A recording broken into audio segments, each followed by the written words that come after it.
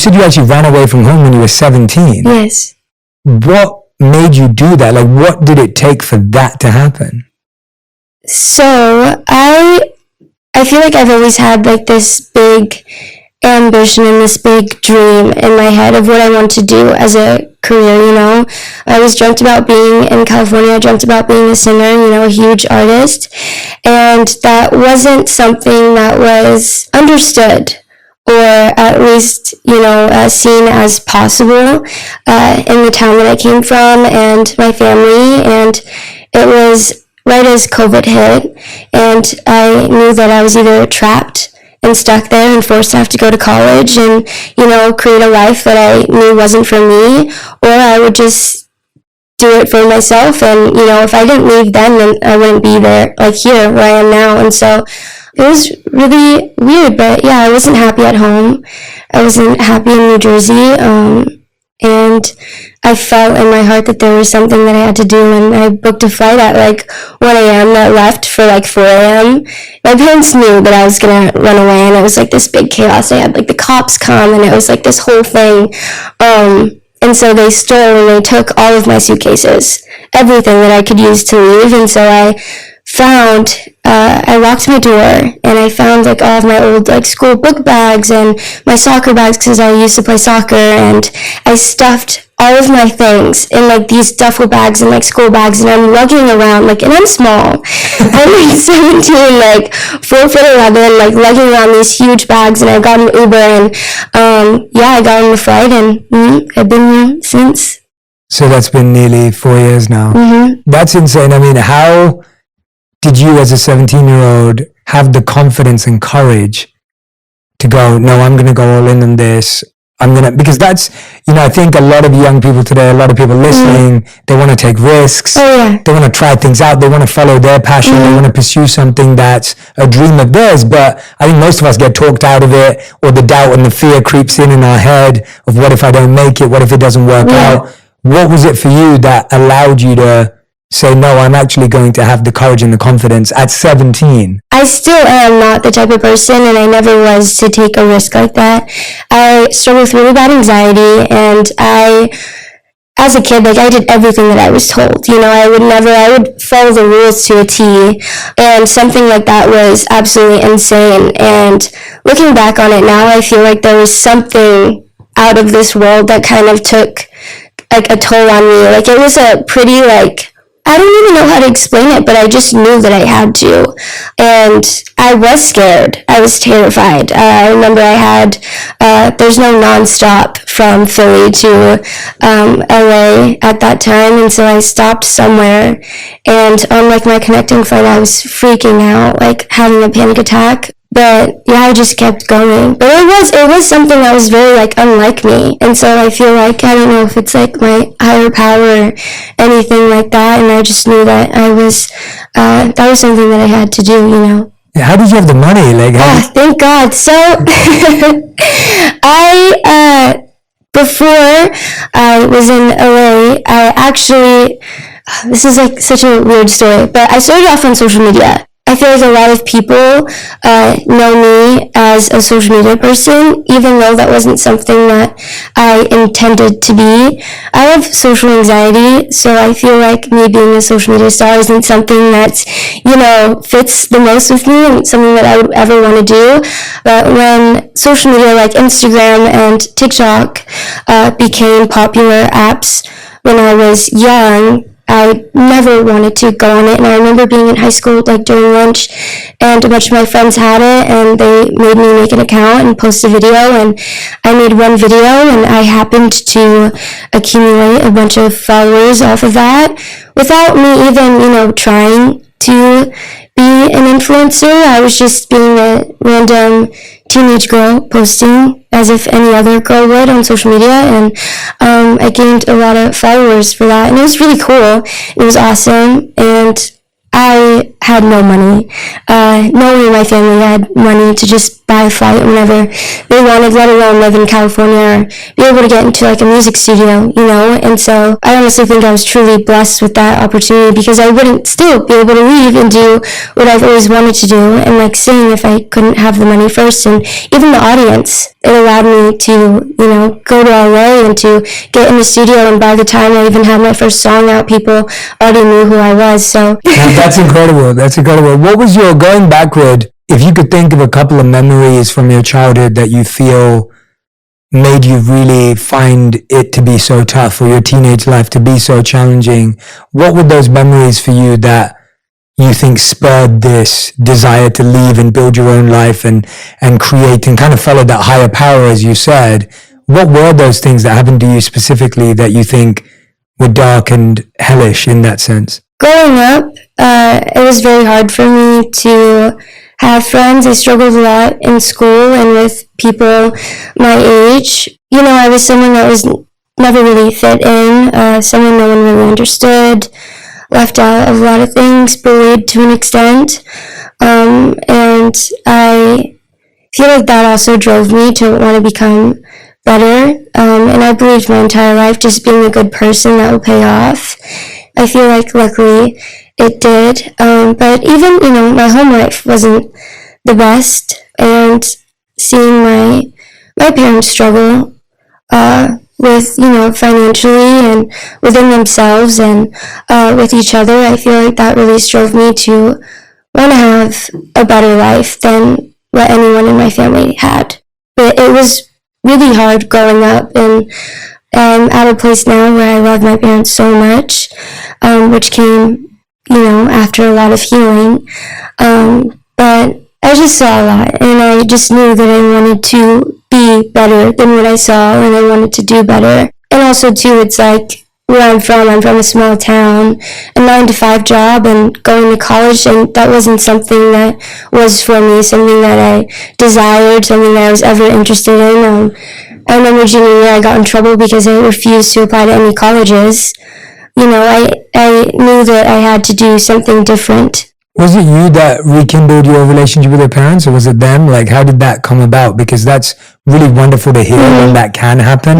It's not possible for everyone, but Yeah. how did that start? Yeah, well, I've always had a rocky relationship with my parents, but my mom, she's always my mom, and I loved her dearly, and I always will, and so we've always had somewhat of a relationship, even when I ran away, which at the time, me and my parents, we were not okay at all, which is why I ran away. Yeah, I started doing hypnotherapy maybe a little over a year ago, if not a year ago, and that has been the one thing that has truly been life-changing, and changed who I am as a person. Because the whole idea of it is that it reaches down in your subconscious, and that's where all of your trauma is stored, you know, even things that you don't remember. And we worked through everything that has affected me to this day that I couldn't even tell you, you know, that we were able to bring out. And because of that, I've been able to talk to my dad that I didn't for years and haven't since I ran away. I recently just visited them and went home for the first time last week for the 4th of July. I saw my little brother that I haven't even met yet because he was born a year ago. It's been really good. I feel like because of how I grew up and because of my childhood, I've been very independent, and I've been that type of person that was like, I'm going to do everything myself and I don't need anyone. I never needed anyone.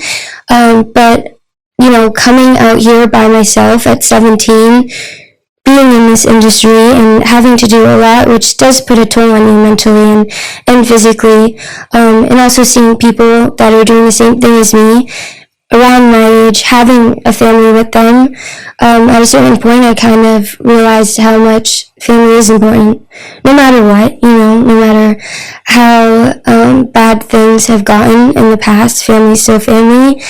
And I've kind of prioritized that recently. And I mean, I wouldn't be able to do it with therapy, but it's been really nice to have a relationship that I now have that I probably never had with them my entire life. That's beautiful. Thank you for sharing that. And it's so wonderful to hear that you've been able to reconnect in that way. What do you think has been the hardest thing about coming out here on your own, figuring it out? Like, what's been the biggest challenge with Hollywood, the music industry, this industry, as you mentioned? Like, what's been the most difficult obstacle that you think you've had to face? I think loneliness.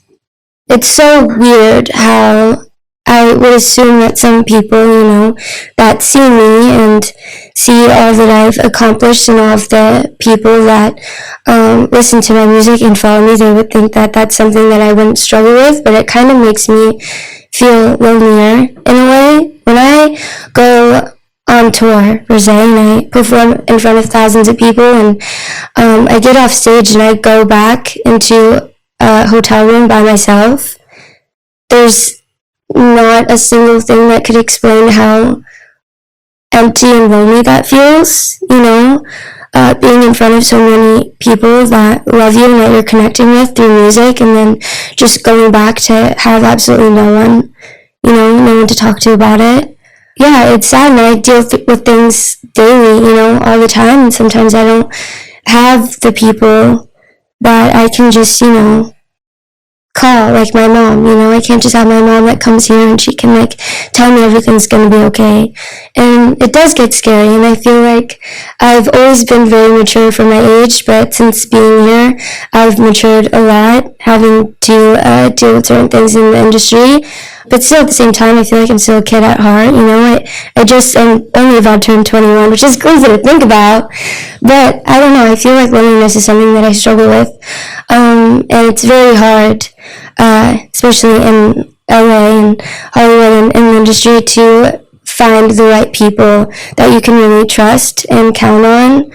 I feel like I'm even lucky enough to say that I found probably 4, the entire time I've been here, but you never know what people's intentions are, and not everyone has the same heart as you, which I feel like I struggle with as well. Yeah, it's so interesting how artists, I feel, for years have struggled with being on the road alone, and this year I got a glimpse for my first time because I just went on a world tour. Yeah. I'd never done it before.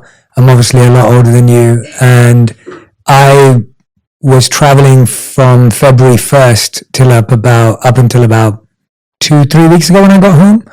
And that was the longest I've ever been on the road. And I just sat there and just thought about all my clients or friends that I have who are musicians and people that I work with. And I was just sitting there thinking about how hard this would be if I started doing this when I was 15 or 16 or 17 or 20. And I can totally see why it's so challenging, but it feels like no one's really found a way to make it easier, which is why you still see artists after all this time canceling tours and announcing that they need a break. And do you now see that as natural, that it is hard, or do you sometimes fall into the trap of it's a weakness or it's something about you? Or are you able to accept that this is just hard to do? Because I think some people kind of go back and forth. They feel guilty that they find it that challenging. I feel like it has to be hard. With all the amazing things that I've been blessed with doing what I do, there has to be things that have to be difficult, And I don't mind, struggling, because it gives me something to talk about and to write about. That's what my whole music and everything that I'm about is focused on, is, the things that I struggle with, and I talk about them so that I can help people.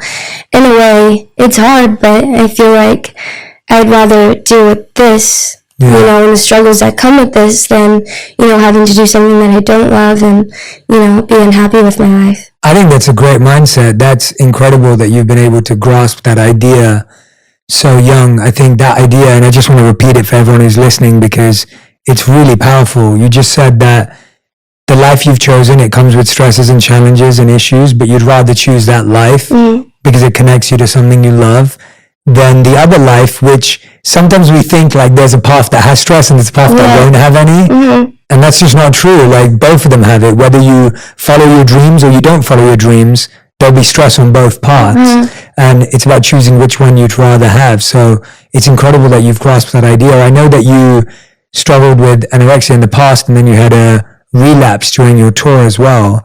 And I can't imagine just how challenging that is during a tour to have that experience again. Can you walk us through your relationship with it and how you've been able to try and navigate it and still continue to pour out into your music and connect with your fans and, show up today to talk about your experience? It's not easy to do that. How have you done that? I talk a lot about mental health because that's been something that I've struggled with since I was 6, and my entire life I've never really known or had a figure that has made me feel like I'm understood and not alone when it comes to things like that. And I feel like, fortunately, now it's not as taboo as it's always been, but I feel like for the past almost 2 years now, anorexia has been one of my biggest mental health struggles. And I have made a song about it before, but I made that song when I was recovered at the time, so I wasn't dealing with it as hard. But an eating disorder is something that's very personal and very hard to even articulate yourself, because it takes over your mind and it's very different for everyone else. And sometimes I shy away from talking about it because I'm either embarrassed or I don't want to admit that I'm struggling at the time because it's a very toxic disorder, or it's very hard to talk about it and not be triggering to others, which gets difficult. And I still deal with it pretty bad to this day. I've been in talks about, getting treatment and hopefully seeing someone and finally getting help, because as much as I try to take time to focus on mental health when you really need intensive treatment for something, and, to go away for 3 weeks, it's not that easy when you're trying to write an album, and tour. Dealing with it on the road, though, was pretty hard.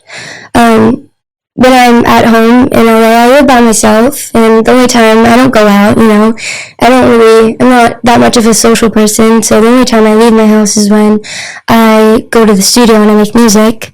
So being alone, I feel like it's hard to struggle with anorexia, but it's easier because I'm alone and I don't have to, deal with anyone around me or any triggers, and things like that. But being on tour, constantly being around a group of people where it is normal for people to eat, that's a thing that has to be done, in order to live. So to be around people that are actually, that don't struggle with it and are taking care of their bodies and that don't have to deal with body image, and then me also having to get on stage in front of people every night where it's like people are there to see me. Not only like the people that come to my shows, but everyone else gets to see them because people post videos. There's pictures and videos taken at every angle.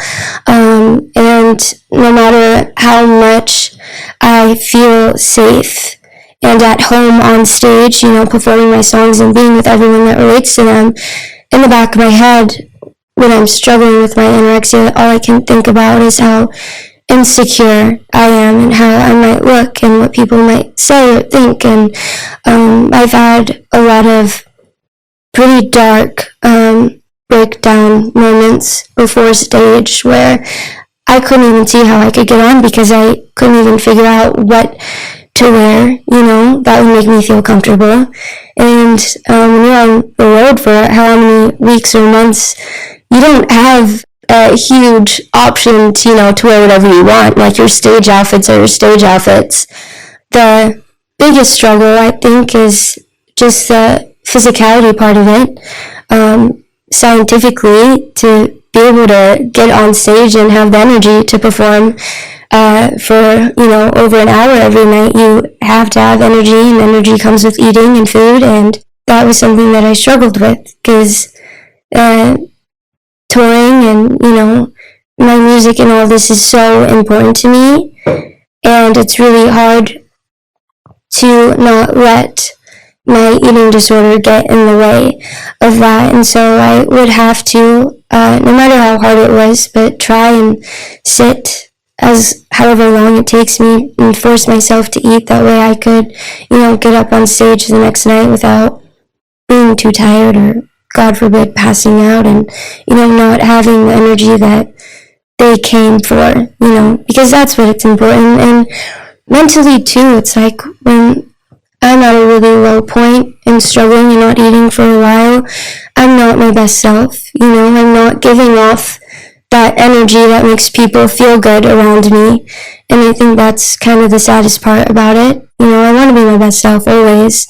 And so it's hard trying to find a balance, and figuring out ways to help you, but also not make things harder, because the recovery process with anorexia is probably the hardest thing that I've ever dealt with my entire life. Like, I've been through intensive trauma therapy with hypno for my BPD, but just trying to figure out how to have a comfortable relationship with food itself is something that has been one of the hardest and scariest things that I've ever done my entire 20 years of living, which is hard to also do that, during this time of my life. Yeah, thank you for being so vulnerable and open. I really appreciate it, because, that's what I'm trying to create here, is a safe space where people can actually be seen and heard, yourself, and then everyone who's listening who's either struggling with something similar or may love someone who's going through something like this.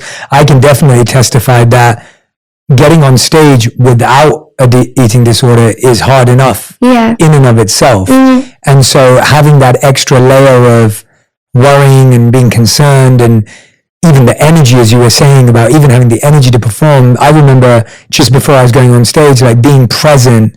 I remember how much presence I needed. I used to sleep really early, so to go on the stage at 8 p.m., I'm like, it's coming over my bedtime in 2 hours. Like, how am I going to stay up without pumping my body with sugar or anything else? I want to stay up naturally. Yeah. And that's without any of the stuff you're having to think about. So I'm just empathizing and listening into what that challenge looks like. What would you like people to know about anorexia so that they're aware? Because I feel that a lot of the times these terms get normalized and we hear them everywhere, but then we kind of become desensitized to it, and people aren't necessarily aware of how to deal with their friend who's going through it, or sometimes someone's kid's going through it.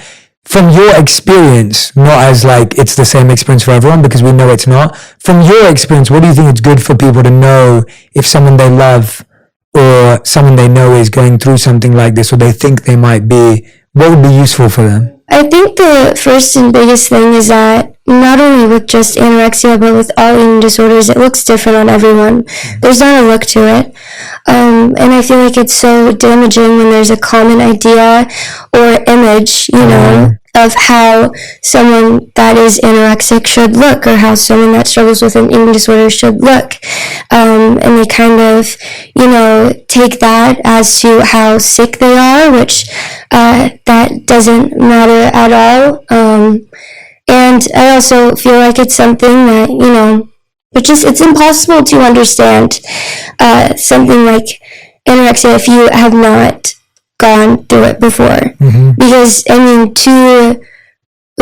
with me just saying what I struggle with out loud, and the whole idea of it, me being obsessive and scared over food, and obsessive with calories, and terrified of weight gain, and a control thing, and all the things that I allow myself to believe, which are all lies, and how my brain processes things and all of that stuff, I know that it's not real, and I know that it's all lies, and I know it's absolutely delusional, but that's the disorder, that's what happens, and so when you don't struggle with that, you don't understand that, so I have a lot of people that, have told me before, just eat, or like people, will say things that they think will help, but that's not the issue. I think most importantly is just to, with any mental health disorder, anything like that, just the best thing to do for someone is to just give them love and support.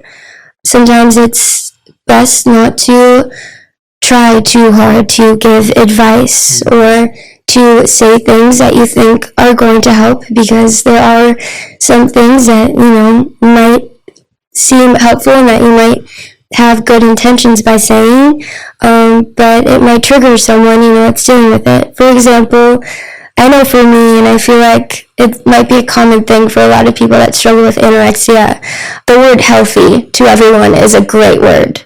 It's a positive word. Everyone wants to be healthy, but for me, when someone says that I look healthy, it makes me want to spiral, it makes me go crazy because that's not a word that, healthy to me. I associate with something that, is not the best, because unfortunately in my brain, being called sick is something that, in a terrible and ugly way, is something that comforts me more than the word healthy. Which, little things like that, I feel like is important for people to know that want to be there for someone that don't, understand. It's like, just have to be wise and not walk on eggshells, but just be more sympathetic and understanding of what they could possibly be going through, even though you don't understand. It's, something to this day that I still don't understand or get, or I kind of struggle with even coming to terms with the fact that I deal with it, because I'm now at the point where I'm aware of how unhealthy it is, but I still can't process, that it really isn't real, because I still have that eating disorder mind, but I think just being supportive and loving and dealing with it with grace and patience. I feel like that's a big thing. Everyone wants who they love to be better and the best that they can be and healthy and to get help when they need it. But I think sometimes people forget the fact that getting help and recovery is something that's very linear and not linear. It's a long process, and it takes time. And something like this, I've been rushed into recovery before, which led me into a pretty terrible relapse, It takes time, so you just have to be patient with people that are struggling and just give them as much love as you can. I feel like love goes a long way. Yeah. Well, I think for what it's worth, your awareness and how eloquent you are in explaining at least what you're experiencing is really admirable. Thank you. Honestly, like just hearing you talk about it and reflect on it, your awareness is so high, which is an incredible step in your journey. And I think the advice you gave, or the insight you gave, is really useful, because I think when we love someone, we think we have to solve their problems, and we think we have to say the perfect thing, and we think we can fix it. And you're so right that actually what we need to do is be patient and supportive and loving and kind and just be there. Yeah. And we don't have to say the perfect thing, and we don't have to have the perfect advice, because we don't know what it feels like. Yeah. And I think that that's really useful for people to hear, because we think we're useless if we can't fix someone's problems when we love them. So and that person doesn't think you're useless. That person actually prefers if they just know you're there. 100%. And you don't have to have the solution. One thing I loved when our teams first started talking about us sitting down was your 8 stages of a breakup, your new music. And I wrote a book called 8 Rules of Love this year. And so when that came out, I was like, I wrote a book about love this year, which is why I was on tour. And you've written music, and I know on TikTok I've been watching your videos of each stage and each part. And I find that, you've had 2 public breakups. It's never easy. Could you walk us through what you find is different between a public breakup and a private breakup? Because I almost feel like we don't really grasp that again until you've lived it. And I'm guessing you had breakups previously that were not public, potentially. What are the differences? Like, what do you notice? Breakups in general are just absolutely the worst. Yeah, hard. Even though I feel like they're very critical experiences that you have to go through in life in order to grow, they suck. But a public breakup, man, just the fact that it's not, just your close relatives and friends that know about you in a relationship. It's probably millions of people that have kept up to date with, your relationship and have been so invested and very, fixated on it. And even when it comes to the media today, anything that happens, even when it's not a breakup, drama is entertainment, people love to talk, people love to speculate, and so dealing with public breakups, I feel like all of the drama that has to come with it, which I feel like is very unnecessary and causes a lot more pain and hurt to the people that are actually going through it, that doesn't help, but it's like, when I'm dealing with the grief of a relationship and losing someone that I love so dearly, and then also on top of that having to deal with hundreds of thousands of people talking about it as well, saying things that aren't true, saying things that are hurtful, putting their 2 cents in it, being very insensitive towards the whole thing, not really understanding, because people don't understand that, people in the public eye could possibly be, actually human with actual lives and, like, emotions when they see whatever, I let them on to see, because I, am, like, a public figure. I feel like they kind of take that as, oh, that's her life, that's all that they are, but behind closed doors, it's like, I deal with it, the depth of life just as anyone else would, and so a relationship and a breakup for me is just as real as love is for anyone else, and I feel like people forget that. So I feel like that's hard, with having to deal with everyone's opinions and comments and all the stuff that comes with that, but as well as non-stop constantly seeing, pictures or videos, like, just anything about me and my past relationship and, like, all of that stuff. I feel like when, growing up in high school, when I first had my boyfriend and everyone started getting in, like, relationships, like, it was like a rule, like, when you break up with someone, like, you delete their number, like, you unfollow them on Instagram, like, you don't look at them, you don't talk to them, like, you don't hang out with them, like, it's like a out of sight, out of mind type thing, it helps you you need that period where it's like, they're gone, and you can get over them easier. We're like, it's impossible for me. It's everywhere. And so I feel like that's hard, that constantly being brought up. I mean, how could you expect anyone to properly move on and get over a relationship that was so deep and intense when it's constantly talked about, constantly brought up in my life? It's hard, not to mention I have a song with one of my exes, which is, it's so different. It's so different. And, I feel like regular breakup through having to deal with a breakup with the public is always going to be hard, and they're both hard, but I feel like having the media involved is 100% a lot more difficult. Yeah. How did you come up with the 8 stages of a breakup? Oh my god, this is so funny. But I was listening to so a lot of the times I'm very intentional. I'm very thought out when it comes to every little thing that I do, especially with music. But this whole 8 stages of a heartbreak breakup thing actually came after it was done. I was listening from top to bottom through my entire EP after it was mixed and mastered, and I was kind of like, you know what?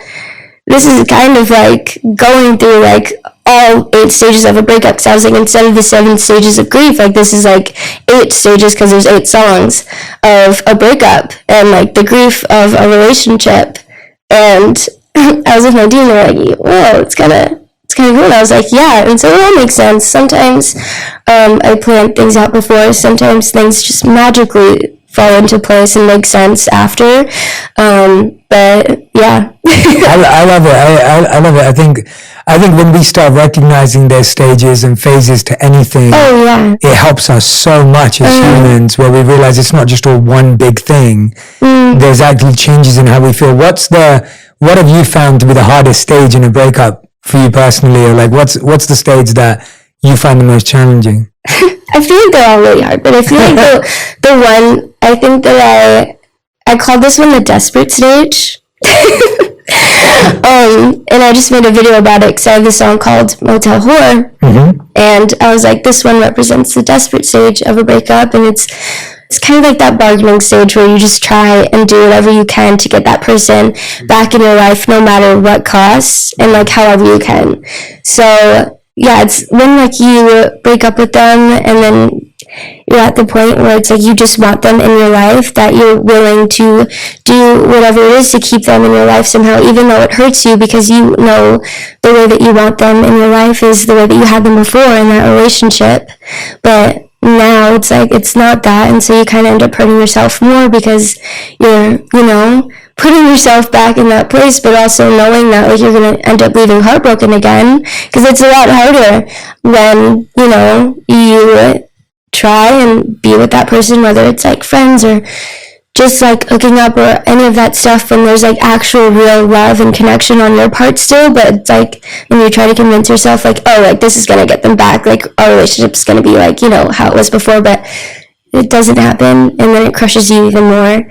I feel like that's the hardest stage, when you just become very desperate for any ounce of attention that you can get from that person, because it ends up breaking your heart even more. You could skip that stage and fully like lead on the path of healing the way that you should, but I feel like that's like the one stage where we kind of like trip up the stairs and we're like, oh God, yeah, we made it harder for ourselves. Yeah, that's well said. I can agree more. That really resonates, because I think we're living in that dream of like what it could have been and what it should be, and like they must love me and I'm going to get it back and I'm going to win them over. And we waste so much time in that. What do you think is like the longest stage? What stage do you think you spend the most time in when you break up with someone, where you're just like so much energy gets sucked out in being lost at a stage? Trying to recover from the codependency part. Because, when you're in a relationship, I know I get so codependent on someone, that's the person that you have always, there's something that you go through, like you have that one person that you can talk to, cry to, they're always there for you, they become your comfort, that's your safe place, and then when the relationship's over, it's like you don't have that, you're left on your own. I feel like that was the longest stage for me to get over, because I was so used to being so codependent on someone, and having that comfort when it's all gone. Every time that I dealt with something that was hard for me, every time that I got upset, every time I felt alone, I couldn't help but want and like crave that person, because I was used to having them during those times. And trying to escape from the codependency and learning how to love yourself and enjoy your own company, and even just like coming to terms with the fact that like you can be that person for yourself, and that you don't need anyone. I feel like that's the longest process, 100%. You're so right. What helped you personally in both those stages? So let's go back to the first stage, that stage of like, I'm desperate, I'll do anything to get them back. Like, you said that was the hardest stage. Like, what helped you in your life break through that stage? Because you're so right, it is the hardest, because it's the one where we have the most hope, but it's false hope. And it's the one where we also are living the most in dreamland in our minds. So it's so hard when that picture crumbles. Yeah. What have you done? What's really worked for you? I think therapy was a big thing for me. And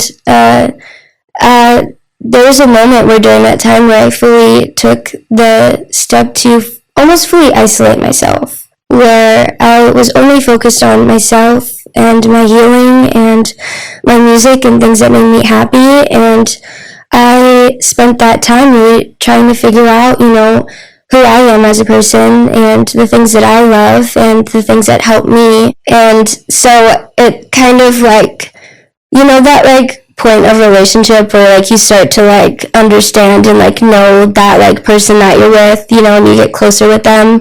It's like that very beginning. It was kind of like I started to go through that with myself. And so it kind of took me away from having to, really struggle with the breakup. I feel like you just gotta fake it until you make it and just force yourself.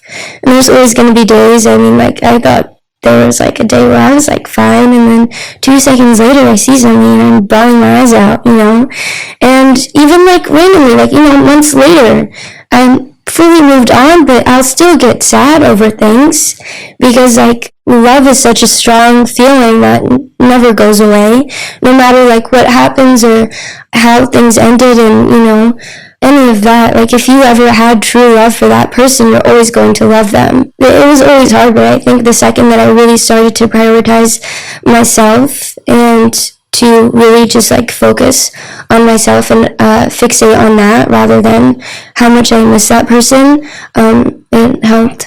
That's really.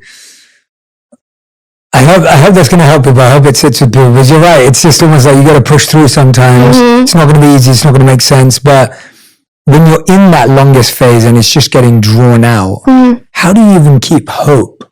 And how do you even keep faith that I can have love again and that I do deserve to be loved? Because I think in that longest phase is where a lot of people get so broken down that they're like, I'm not lovable. I'm not likable. I'm not worthy. I'm not attractive, I'm not smart, whatever it may be that person made me feel. Now it's like I can't be all of those things because it's that stage is drawn out so much that it beats up your self-esteem. Does that make sense? No, that was something that I struggled with for the longest time, and I think that the more that you keep yourself in that mindset, the hardest that it's going to be to get out of that. Because of course, I mean, like when you start kind of like tearing yourself down and thinking about, how difficult it is to find love again, that you won't, because no one's ever going to love you and all of that stuff, and you're worthless and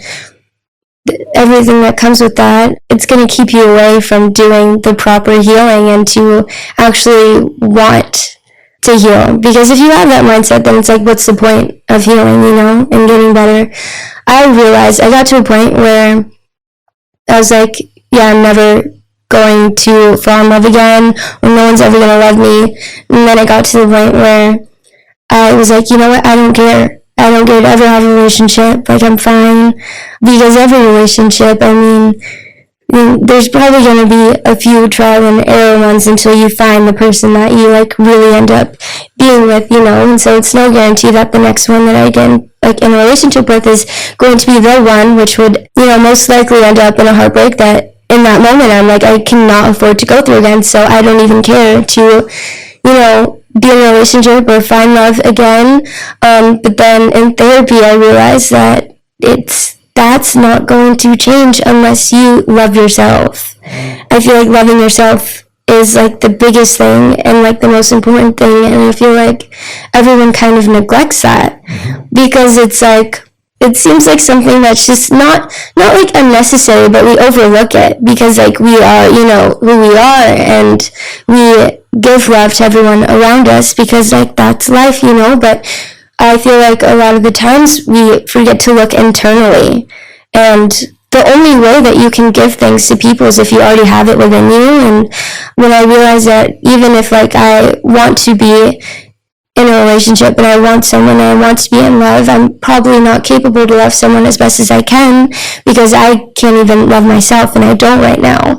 And so I feel like as soon as you just work on that self-love, that's when things start being easier, because then you also get out of that mindset where you're like, you don't really need anyone, when you couldn't be okay with, not having to look, and constantly like think about wanting a relationship or like finding that person to be with, and you can just like spend, nights alone without having to cry about it or wish that there was someone with you.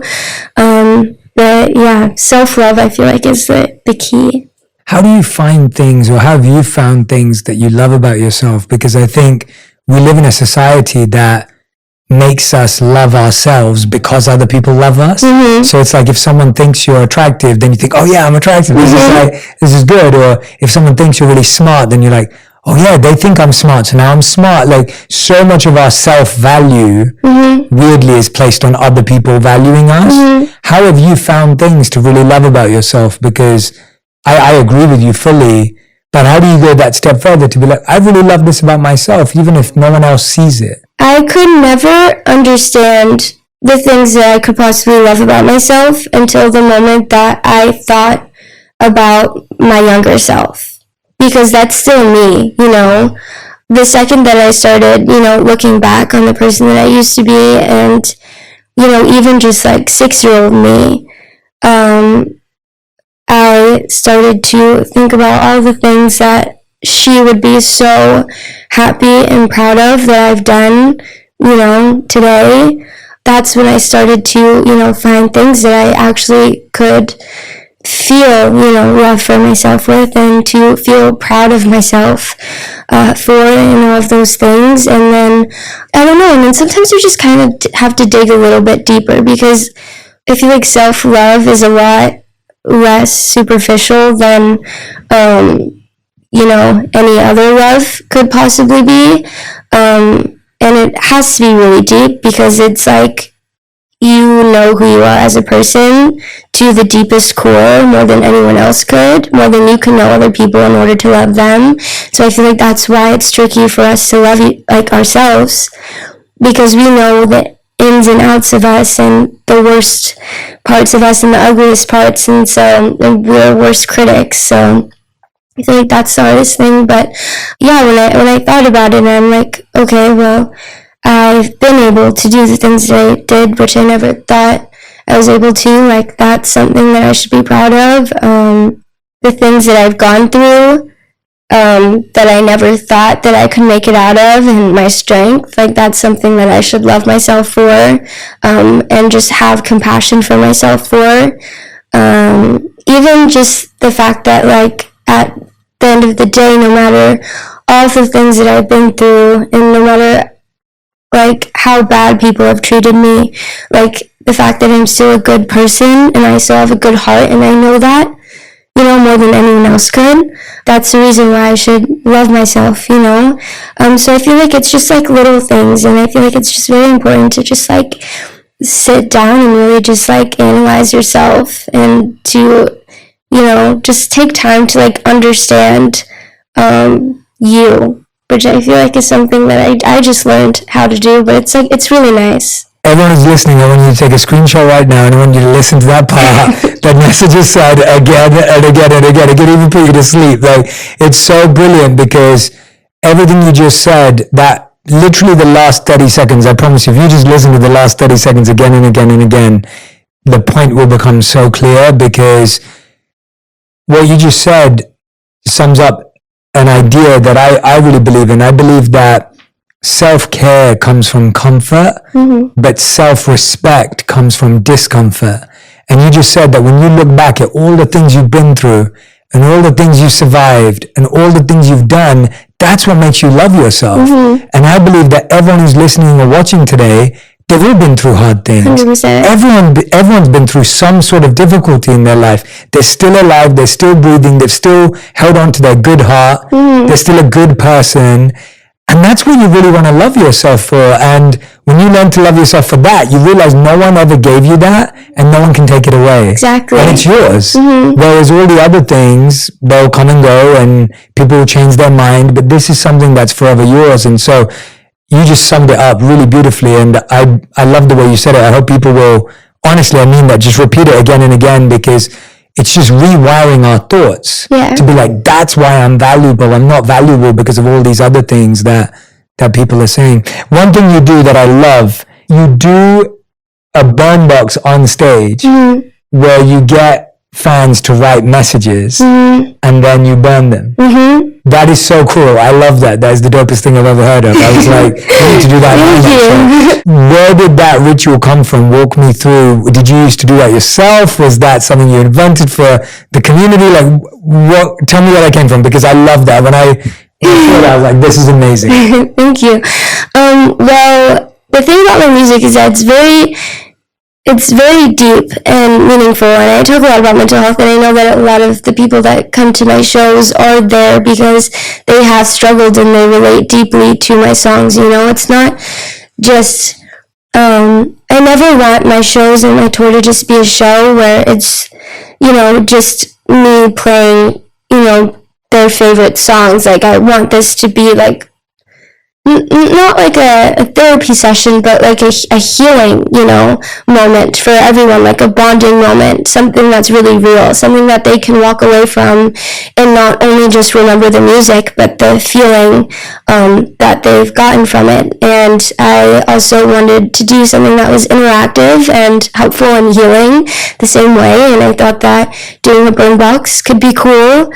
And it was also kind of the easiest thing that we could, execute for my show, like, at the time. But, I mean, like, what better, like, interactive thing to do, like, on stage than to have, a bunch of my fans that are coming to the show and write on a little piece of paper things that they're struggling with, they want to let go of, get off their chest, and just like just not bottle up anymore, and just like get off their chest, write it down anonymously, put it in this burn box, and then watch it being burned on stage. I feel like that there's something so powerful about that, and I'm so glad that we did it, because it was most of their like favorite parts of the entire show, and it's helped a lot of people. And I even like I've seen like people in the crowd like cry before while I'm burning it, and it's just like that's what makes my day, and that's what motivates me to even do the show and to like do what I'm doing now, because like that's the reason why I'm doing it, and it's so pure and heartwarming just to see like how something like that that I thought could be like a little fun like could actually like affect them like on a deep level. But yeah. I mean, it seems like all your music and all the work you're doing is so healing focused. It seems like you're doing so much self-healing. It seems like the work you want your community to do is healing. I think it's a genius idea to do on stage. I think it's such a beautiful thing to have rituals that communities, your audience can come and do together. And I can only imagine the incredible experience people are having. You said that was the easiest thing you could do at this stage. What's like the craziest thing you want to do that you think would be super healing for everyone? Do you have like a vision for it? You don't have to. I just wondering if there's something else. I've had like some like pretty crazy ideas. Let me try and think. I just want to do like a lot. Like I know that there's like certain songs that like I'd love to just like be able to like, get certain people from the crowd that really resonate or are struggling with something that has to do with that song, and like bring them up and have a moment with them. I would also love like a point where I ever have like a big enough show where I can like actually have some of my fans tell their stories, because I think it's just as important for me to have a voice as it is for them, because I've said this before, it's like I kind of use my music to be the voice for the voiceless, and so when I get to a point where I can do whatever the heck I want on stage, like I want to give them their voice, I want them to have the mic, and I want them to say whatever they feel they need to. But yeah, I don't know, I feel like there's so many like cool things to do, but the boombox is just like so awesome, and it also was like very disappointing for the some venues that I couldn't do it in because it was a safety hazard. But yeah, and I also love fire. I think fire is fun too. So no, I love the interactive element. Even in my show, we did a ton of interactive stuff. I set people up on first dates on stage. I love it. I had what else did we do? I locked people in the caves for 15 minutes, so they had to spend time alone without their phone. Oh my god. We were doing this all on stage, and I love that interactive element, because I agree with you completely that people need to feel and experience this. It's not just like some idea. And you're right that people really do have a letting go, releasing.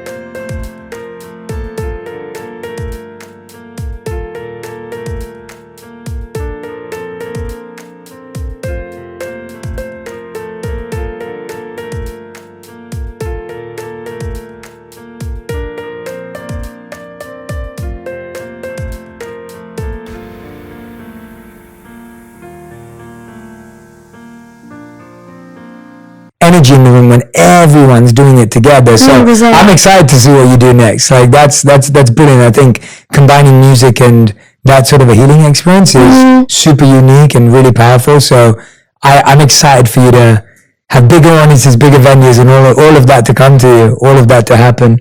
One thing that comes to mind for me when we're talking about all of this with you is just you've done so much at such a young age. it seems like you're navigating it and doing it in the best way you possibly can, with getting the help and reconnecting with your family, doing therapy. I mean, I'm so happy that you've been supported this young and you've found that support, because I either meet people who've been around in the industry for decades and they've just found support, or I meet people who are young and kind of really gone off on a different path. And there's very few people your age who I think have found that, and that's really incredible to see. What do you think that young artists need in order to be supported in their journey of being a musician, an actor, or an actress, or whatever it may be? What do you think would be really useful for them, for people who are aspiring? Because I think everyone from the outside would look at your life and be like, I want that, I want to be that. Mm-hmm. What do you think they should be aware of in their journey and pursuit that could help them? I think that the biggest advice and the biggest thing that has helped me and that I could tell anyone is to be very vocal and honest and open and vulnerable, you know, to the closest people around you, to your team, to the people that you trust, because I think that's how I was able to create such a stable support system around me from the beginning, because, you know, everyone knows the type of music that I talk about, and everyone knows that I actually struggle with it as well, and so I feel like that's why it's me being so open and honest about, you know, the things that I struggle with and my needs and the things that I need help with. I think that's helped me be able to continue this, because there's other people that are aware and in support of that as well. And I think, like, even if people don't really struggle with anyone, just being honest in yourself and never losing sight of that. I feel like I've even had moments where I've almost lost myself in this, because it's so easy to get influenced and to try and figure out, you know, who's the person that people want you to be, and what's the type of music or, you know, anything like that that people want from you. But that's not going to do anything but hurt you and your career. And I had like a conversation like not too long ago where it's like, yeah, like my dream and my goal is to be like one of the biggest artists ever. Of course, that's like what I'm doing this for, but I'm never in my entire life going to sit down and release a song that I know is a hit, or to go and write a song that I know is a hit that doesn't feel like me as an artist and isn't something that I relate to, just so that, you know, it'll, you know, give me a step up in the career and maybe like, you know, create this like skyrocket process for me because it is a hit, you know, and it's something that would be good in the industry. I'd rather build whatever I can by being myself, because it's more like I'd feel more proud doing that and accomplishing things, just being myself and, you know, saying the things that I want to say and being real. I feel like that means the world to me more than just, you know, being an artist and releasing hits and being a person that, you know, I feel like it's just the easy way out a little bit. But I feel like because of how I started this and how I continue to do all of this is what's gonna make me be able to do it for the rest of my life, because I'm not gonna get like trapped in this like facade or this crazy headspace. It's like, yeah, everyone knows me, who I am, and this music helps me probably just as much as it helps everyone out there, and so I feel very fortunate for that. So yeah, anyone that is inspiring to do this or needs any advice, I would just say to be themselves.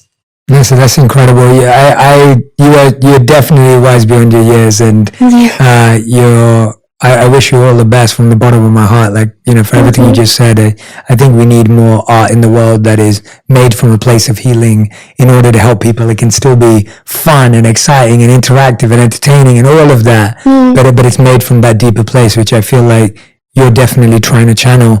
We end every episode of On Purpose with a final 5. Yeah. These are the fast 5. The questions have to be answered in 1 word to 1 sentence maximum. However, when I get intrigued, I always go off record, which is fine. We'll do that. So, Nessa, these are your final 5. The first question is, what is the best advice you've ever heard or received?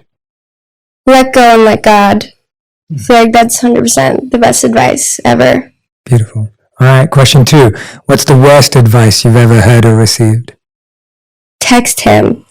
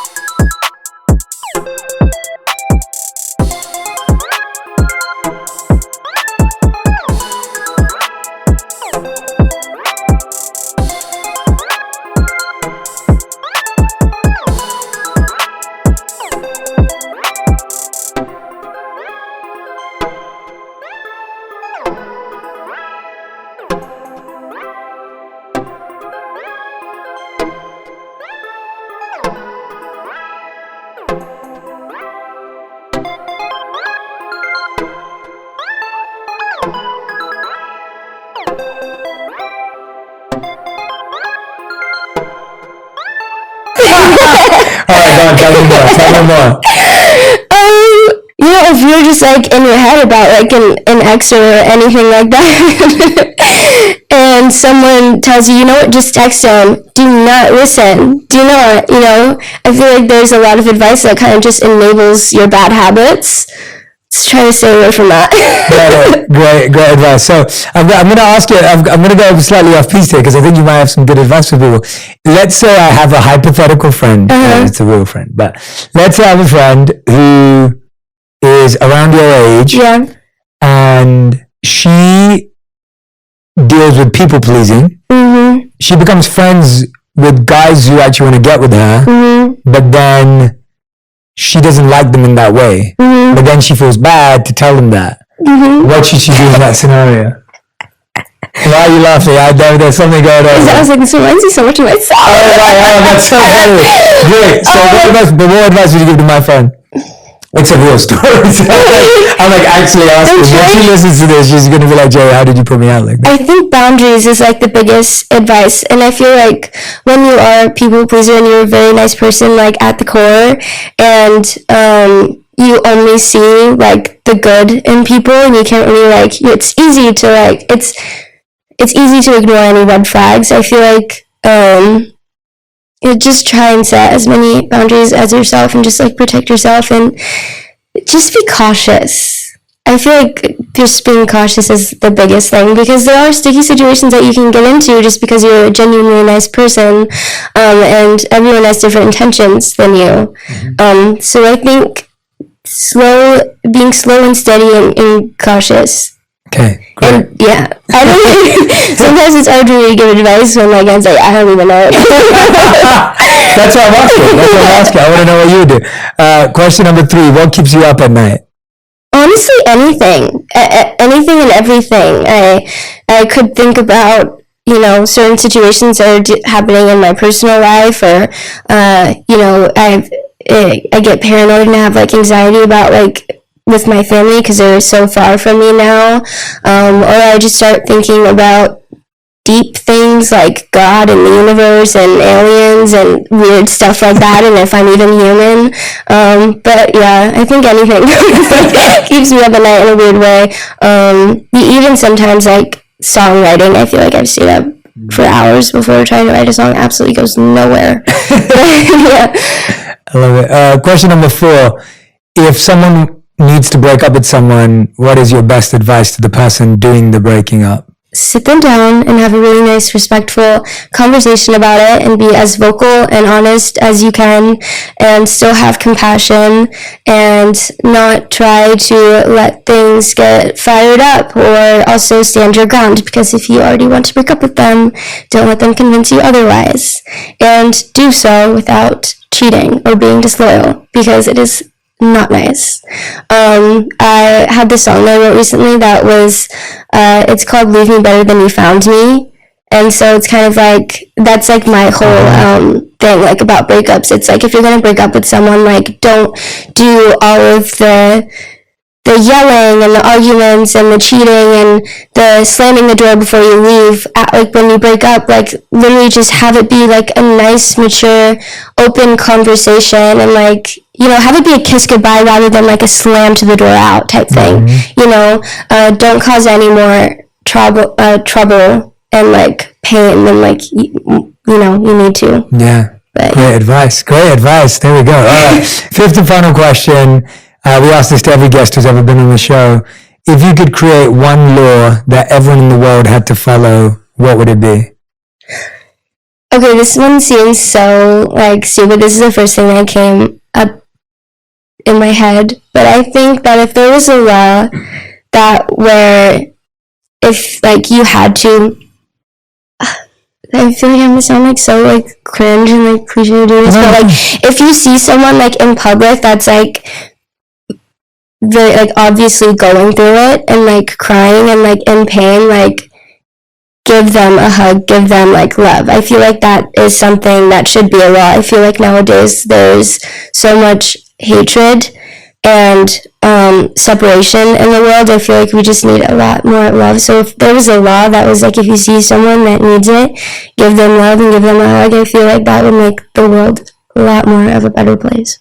That's awesome. I love it. Nessa, everyone, Hella is a Teenage Girl music is out right now. I hope anyone who's going through a breakup, been through a tough breakup, just wants to have good energy and good healing in their life should go listen to the music. I know that I'll be recommending it to everyone. Nessa, I'm just so grateful to you for, even just talking to you has been so peaceful, so calming. And what's really wonderful is hearing someone who's obviously been through so much, but able to express it in a really coherent way. That's not easy. Like that's really tough. And to hear about all the work that you're doing on yourself and the therapy and the hypnotherapy and just reflecting and making music and expressing your art, all of that is just, I really appreciate it. And it's wonderful to see. And thank you so much for all the hard work you're doing for yourself and then to share it with others as well. But even just hearing you speak, I'm like, I hope everyone just listens to this episode on repeat because they're going to get so much out of it. But Nessa, thank you so much. Everyone who's been listening or watching, whether you're walking your dog, whether you're cooking, whether you're at the gym, whether you're driving, whatever you're doing, make sure you tag Nessa and I on TikTok, on Instagram, on Threads, on Twitter, on any platform you're using, letting us know what stood out to you, what stuck out to you, what you're practicing, what moments you're re-listening to. I love seeing what resonates with you. Maybe you're going to do your own burn box at home, do it safely. Thank you so much.